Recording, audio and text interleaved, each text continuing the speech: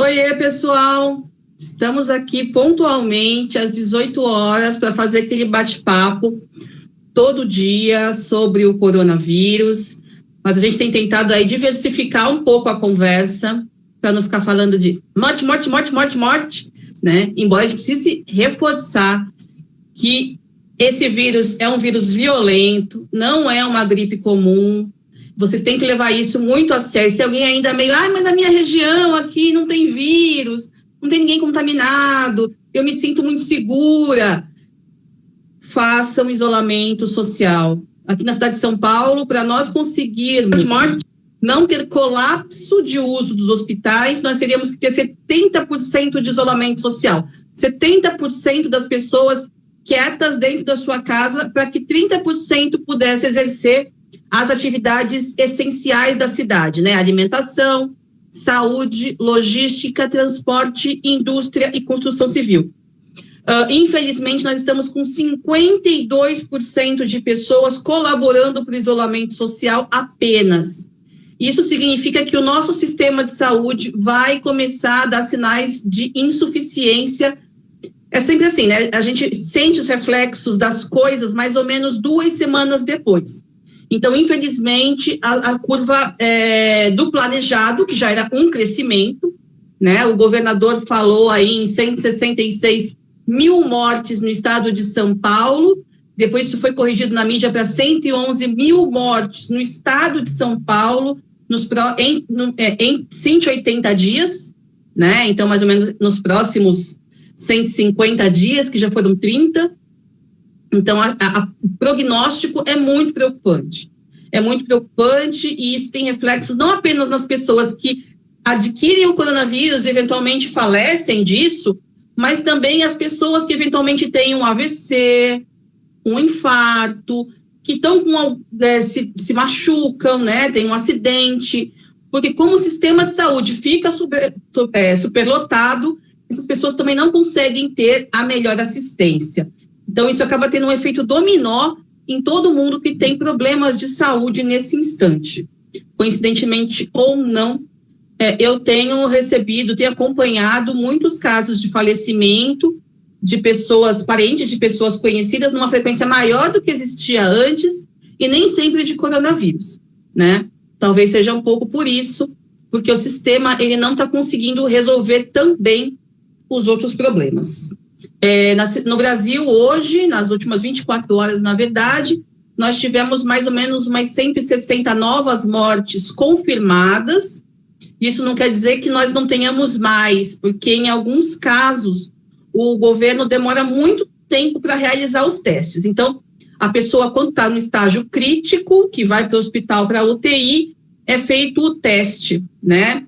E só está sendo feito o teste nesse momento.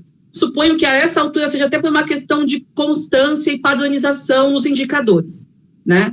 Então, se a gente sempre rastrear as pessoas no mesmo estágio de complicação, você consegue ter indicadores mais confiáveis, né? Do que se você testa pessoas em sintomas leves e graves e tal. Então, está sendo feita essa decisão, até porque o mundo não tem reagentes suficientes para fazer testes, né? Então, há uma carência de luvas, de reagentes, de remédios, de respiradores, de profissionais de saúde, de máscaras, de tudo no mundo. Os países estão roubando uns dos outros, não sei se vocês viram, os Estados Unidos já roubou carga que era do Brasil, a China prometeu vender respiradores para o Brasil, ela fez uma venda 30 dias, acho que foram de 15 mil respiradores, e agora, na hora de entregar, não vai entregar para a gente, vendeu para outro, né? Porque está esse leilão nos países aí, quem dá mais, quem consegue comprar esses equipamentos para sobrevivência. Então, tem tudo isso misturado, é um problema, um colapso mesmo, em todo o planejamento, em todo o recurso de saúde no mundo inteiro. Então, por causa disso, especialmente por isso, em respeito aos profissionais de saúde que estão desesperados, fazendo longos turnos de trabalho, sobrecarregados, a gente tem que evitar se contaminar, a gente tem que ficar em casa, a gente tem que ficar isolado. Eu moro aqui na São Paulo, capital, né? Na Lapa, zona oeste de São Paulo, perto do Mercadão da Lapa. E ontem eu recebi imagens de que o Mercadão estava lotado de gente comprando coisas para a Páscoa, né? Então, assim, isso não é possível, é preciso que a gente se isole. Já comentei com vocês esses dias aqui, se vocês procurarem no Google, vocês vão encontrar uma matéria de mais ou menos uns 2 dias atrás, de uma família que, infelizmente, perdeu 3 de suas pessoas. Então, houve uma festa, há mais ou menos umas 3 semanas atrás, antes do governo de São Paulo dizer que tinha que ter isolamento, e 3 pessoas na faixa de 60 anos, 60, 61, 62, 63, 3 irmãos, 2 mulheres e um homem, pegaram nessa festa o vírus, né? E os 3 faleceram, né? Um faleceu dia 2, um faleceu dia 3 e um faleceu dia 4 de abril. Tem uma matéria falando sobre isso aí nos jornais, na internet. Então, assim, às vezes você vai querer reunir a sua família, matar a saudade na Páscoa, mas se porventura qualquer um de vocês tivesse contaminado, fui comprar a comida da Páscoa e me contaminei, né? Acontece, todo mundo está sujeito. Você pode transmitir para toda a sua família, né? E a gente não quer viver com essa dor e com esse remorso de, eventualmente, algum familiar, alguém que a gente ame, ter falecido ou passado por uma experiência muito dura por conta de uma, né? A gente certamente vai ter muitas oportunidades de conviver, de matar saudade, de abraçar quem a gente ama, só que agora a gente precisa ficar isolado, né? Até do pai, até da mãe, até do irmão, até do sobrinho. Infelizmente, cada um na sua casa. Mas eu conheço há 20 anos, mas eu amo, mas essa pessoa é super responsável, mas ela nunca vai ficar doente, ela nunca me transmitiria. Gente, doença não tem rosto, não tem gente boa e não tem gente ruim, não tem grupo de risco. Doença infecciosa, pega, e às vezes você não sabe nem onde pegou, né? Então, cuidem-se e cuidem de quem vocês amam. Mas, bom, como eu estava dizendo, a gente tem feito esses diálogos sobre o coronavírus, mas também tem pensado e analisado aqui e conversado sobre os impactos dessa pandemia na realidade de muitos grupos. Nós já falamos aqui com o Vini sobre a população em situação de rua, nós já falamos aqui com a Thaís ontem sobre a questão da maternidade, e hoje nós vamos falar com a Giovana, que é da UARMS, e ela vem contar um pouquinho para a gente sobre a realidade dos imigrantes, principalmente os imigrantes latino-americanos, nossos irmãos, né, quando chegam aqui no Brasil, como eles estão vivendo isso. Oi, queridona! Tudo bom? Olá, Raquel, tudo bem? Obrigada pelo convite. Se apresenta para a galera. Quem é você? Bem, sou boliviana, sou imigrante, sou parte da equipe de base UARMS, Convergência das Culturas, que é um coletivo de mulheres imigrantes, ativistas de diversos países, que promovemos a não violência ativa e a não discriminação. E temos alguns frentes de ação, como o tema de acesso à saúde, o tema da violência obstétrica, o tema da democratização da informação, não, para os imigrantes, o acesso ao espaço público, a luta por direitos políticos também, entre outros. Muito bom. Quantas pessoas imigrantes latino-americanas vivem no Brasil, você faz ideia? Ou bolivianas? Olha, a comunidade boliviana é a segunda comunidade imigrante mais grande no Brasil, depois da comunidade portuguesa. Estima-se, acho que tem em torno de 400 mil imigrantes, mas não tenho o dado exato da quantidade que está regularizado, que é muito menos que os que realmente estão na cidade, né? Muito interessante. Eu pensei que a maior colônia fosse japonesa. Eu acho que já foi, né? Hoje nós temos aqui os filhos e netos, né? Não são mais exatamente os imigrantes aqui. Eu tinha essa fantasia. Muito surpreendente para mim saber que a segunda maior colônia é a dos bolivianos. E como é que é a vida de um imigrante boliviano no Brasil? Há muita xenofobia? A xenofobia, e como é que isso tem a ver com a pandemia? Vocês acham que nessas situações difíceis, desafiadoras, eventualmente o preconceito com o diverso, ele aumenta?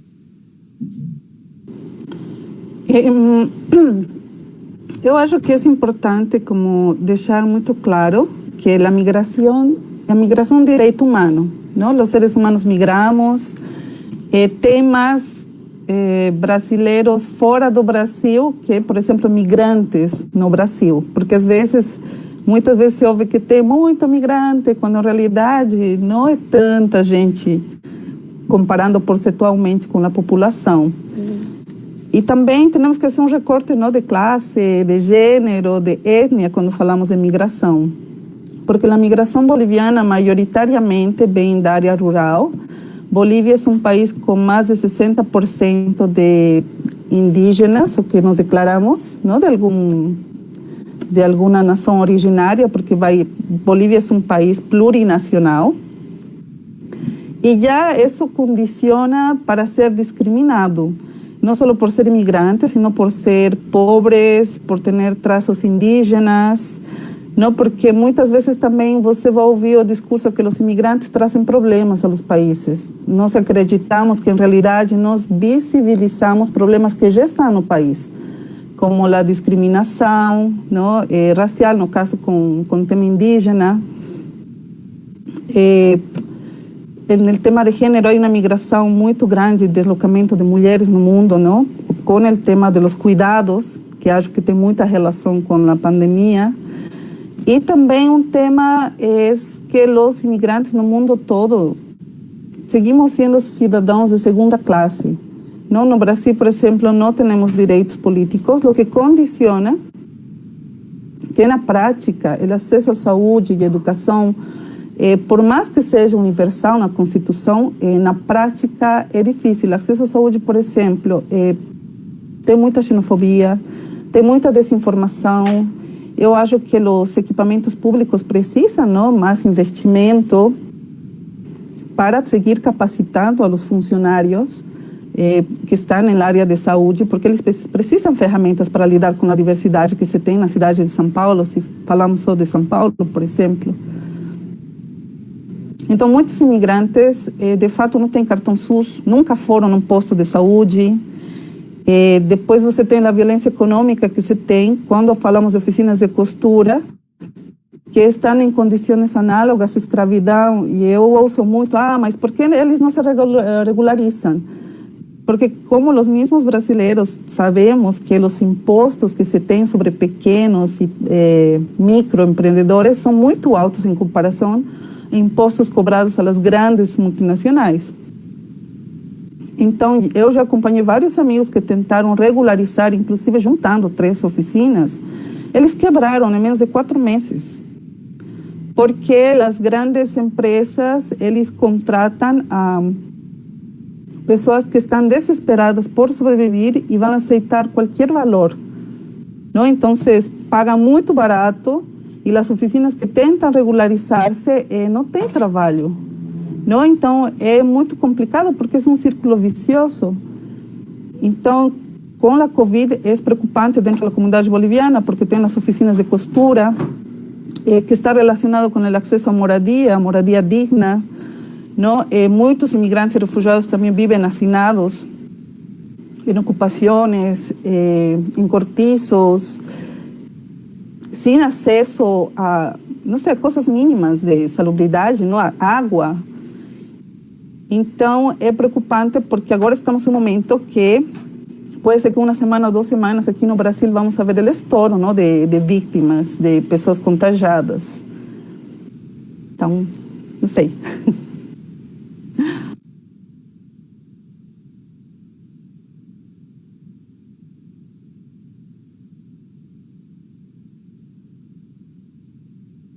Você conhece algum caso na comunidade boliviana de alguma pessoa contaminada ou morta já por coronavírus? Se não me engano, ontem foi noticiado, né, por o blog de Sakamoto, que já teve 2 mortes confirmadas em Guarulhos, uma oficina de costura. E tem uma ONG que é Socami, que eles estão detrás de encontrar as pessoas que possivelmente possam ter sido contagiadas. Porque estamos falando de oficinas de costura que são espaços fechados, com muitas pessoas, não? Então, também acho que temos que levar em conta que vão ter muitos casos de pessoas que não vão ser diagnosticadas com Covid, mas vão vir a óbito por esse motivo, não?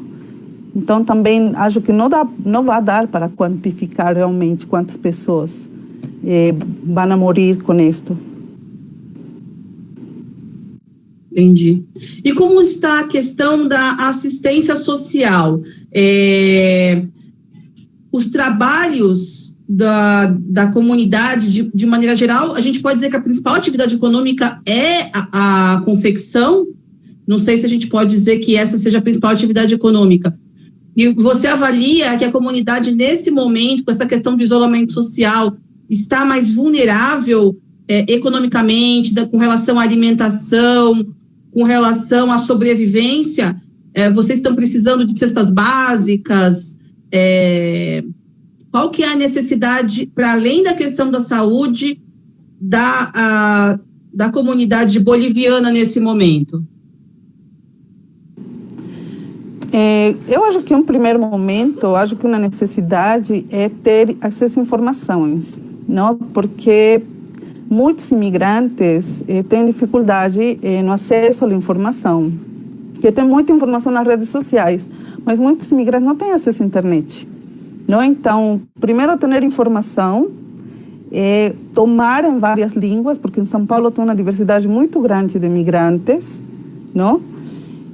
Falando já de imigrantes em geral, e dentro da comunidade boliviana tem sim uma organização, tem algumas iniciativas levantando fundos e levando cestas para famílias que precisam, mas eu acho que já estão sobrecarregadas, não?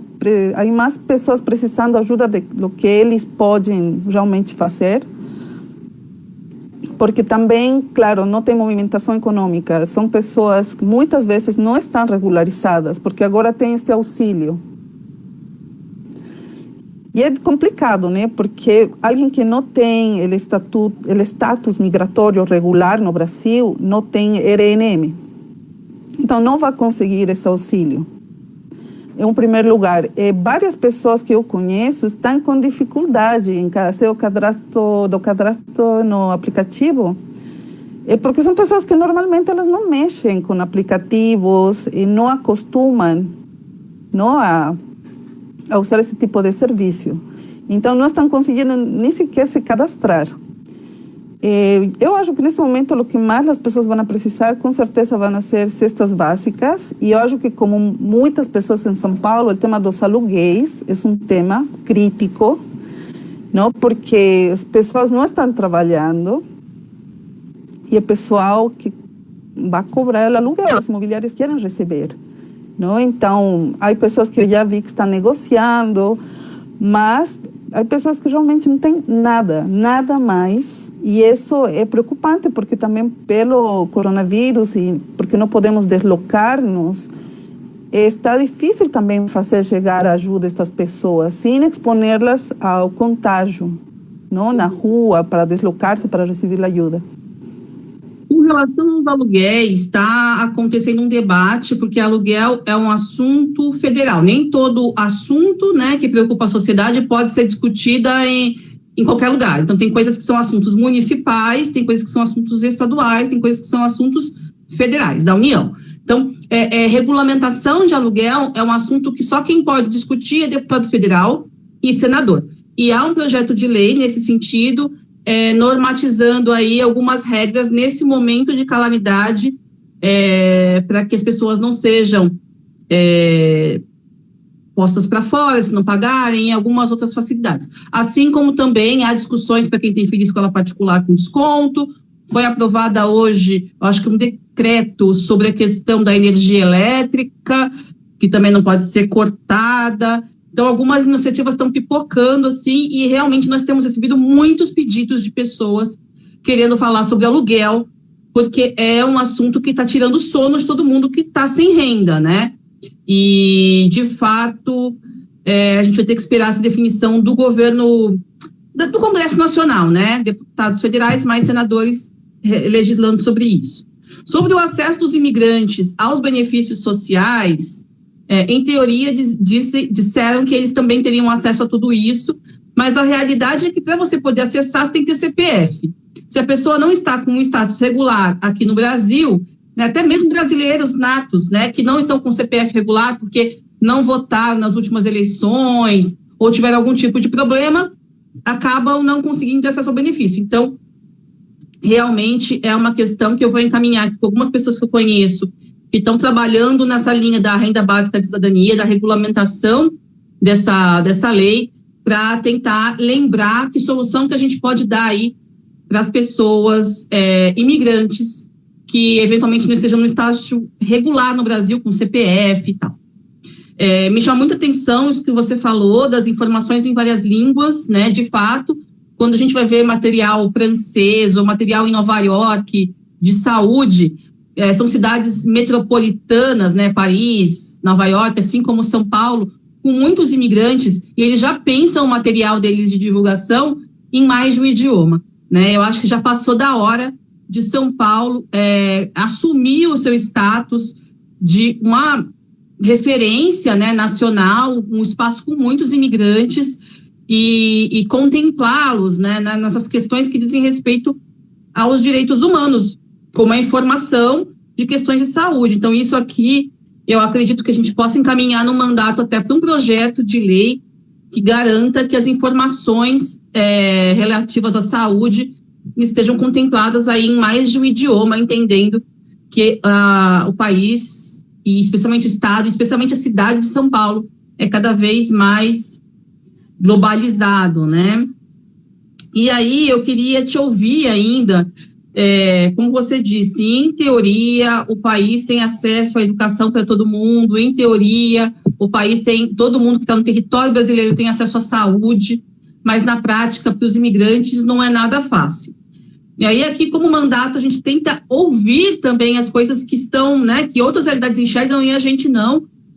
E eu gostaria de ouvir de você, assim, 2 coisas que você acha que seriam importantes que a gente buscasse compreender e encaminhar, resolver, talvez, relativas à realidade dos imigrantes, assim. Me ajuda a pensar, o que falta nesse momento para a gente poder fazer política pública? Por exemplo, uma coisa primordial é algo que já fez Portugal, né? Que foi garantir documentação para todos os imigrantes, independentemente da situação migratória, entendendo que nessa situação de pandemia todas as vidas são importantes, não? E que temos que atender e tentar ajudar a todos os que estamos no território. E outra coisa que acho que é importante, é uma bandeira de luta dos imigrantes de décadas, são os direitos políticos. Porque, efetivamente, quando você não tem uma cidadania plena, não tem direito ao voto, é difícil lutar por políticas públicas. Não, por exemplo, São Paulo, acho que é um exemplo nesse sentido, que ele tem uma coordenação para políticas públicas, que foi feito na gestão do Fernando Haddad. Essa coordenação tem, sim, sacado alguns materiais em alguns idiomas, mas ainda acho que é incipiente e tem que se melhorar isso, né? Mas eu acho que, primeiro, isso, dando documentação, facilitando a documentação das pessoas, podemos garantizar que essas pessoas tenham acesso, não, à assistência social, entendendo que os imigrantes no Brasil aportamos economicamente e muito. Falo isso porque já ouvi muitas e muitas vezes falar que os imigrantes e refugiados venimos a tirar emprego, tiramos postos de, não sei, nas escolas, nos postos de saúde, e não se reconhece o aporte econômico que fazemos os imigrantes e refugiados, não, no Brasil e especialmente na cidade de São Paulo.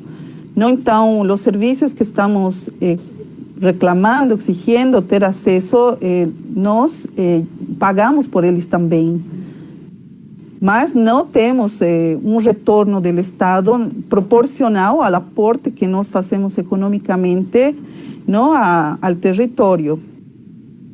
Então, acho que isso é importante. Primeiro, dar documentação aos imigrantes, porque aí você corta tira vários empecilhos que eles têm, não, para ter uma vida digna, com os direitos humanos respeitados, E os direitos políticos, porque precisamos, todas as pessoas em um território precisam lutar por as necessidades, que no final são as necessidades de todos, porque o progresso de poucos é o progresso de ninguém.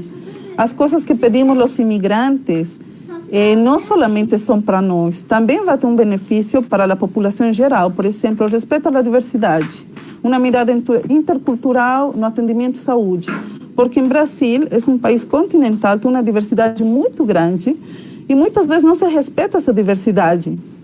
Essa discriminação que há, por exemplo, com imigrantes nordestinos, que são brasileiros, ou pessoas do interior, pessoas que têm outra cultura, porque Brasil, dependendo do estado, tem uma cultura local. Não é um país uniforme, infelizmente tem uma riqueza, uma diversidade. Então, acho que vai por aí, Raquel. Dar documentação, e eu sei que é um tema federal, o tema do voto, mas tem vários países que os imigrantes votam nas eleições municipais, por exemplo, e isso permite que eles tenham acesso a políticas públicas, possam participar ativamente, não, da construção de políticas públicas também. E para quem está ouvindo a gente, Giovana, que as pessoas queiram apoiar, doar, ajudar, traduzir, fazer logística, se colocar como uma força de trabalho e de doação e de suporte à comunidade boliviana aqui no Brasil ou aqui em São Paulo. Quais seriam o ponto de contato que você indica ao Warmes? Bom, podem entrar em contato por um e-mail que temos, que é contato@warmes.org, ou entrar em nossa fanpage, Equipe de Base Warmes, Convergência das Culturas, escrever uma mensagem, e nós podemos ou juntos encaminhar essas ajudas, ou articular com organizações parceiras, para que também possam colaborar, porque o Warmes, por mais que eu seja boliviana, e muitas das nossas ações são dentro da comunidade boliviana, tentamos chegar a outras comunidades imigrantes também. Muito bom, querida. Eu acho que serviu para eu conhecer ainda mais. Já conheço você, já conheço seu trabalho, já conheço a Warmes, já sou fã. Mas é muita coisa para absorver, e a realidade é que a gente precisa admitir que as necessidades dos imigrantes, especialmente os imigrantes que não estão regularizados no país, ela é muito invisível, né? E aí no dia a dia da gente, às vezes a gente acaba esquecendo mesmo desses grupos. Então é importante nessas horas a gente trazer para o centro e lembrar, essas pessoas estão aqui, são seres humanos, estão exercendo um direito humano de imigração, né? Contribuem para esse país, trabalham aqui, constroem o país, pagam impostos, merecem, devem e têm o direito de serem inteiramente contemplados, seja porque isso está na nossa Constituição, seja porque isso é um direito humano, e precisamos nos integrar, assim, fazemos parte da mesma comunidade, e assim construiremos o que a gente precisa. Querida, mais alguma coisa que você gostaria de acrescentar? Primeiro, agradecer você pelo espaço. Não é muito comum que os imigrantes terem espaços para falar. Então, sou muito grata por o convite, por permitir-me falar um pouco sobre o tema de imigração. E também para o pessoal que nos está assistindo, apelar à solidariedade, à construção de comunidade, porque aunque os imigrantes e refugiados não nascemos aqui, escolhemos o Brasil, amamos esta terra e queremos que ela esteja bem, queremos que tenha progresso, queremos que todos estejamos bem. E esse é um momento que somos uma comunidade, um território, e só vamos a poder dar respostas juntos. Se nos articulamos, se estendemos a mão entre todos e somos solidários. Não, a migração é uma realidade, está acontecendo, não se pode invisibilizar mais, temos que dar respostas e começar a nos olhar como seres humanos, humanizar nosso olhar, ver no outro uma situação que uno poderia estar, ou um familiar, como gostaríamos de ser tratados. Isso, acho que é isso, querida, e muito obrigada e parabéns pelo trabalho. Obrigada, querida, muito obrigada mesmo. E aí, vamos fortalecer laços aí, a gente já tem conversado, vamos conversar mais, e a ideia é isso, é reconhecer e acabar derrubar esses muros e definitivamente ter uma ponte larga, forte, robusta, que nos une a todos. Um beijo, boa noite. Segunda-feira a gente tem mais live aqui. Tchau, tchau.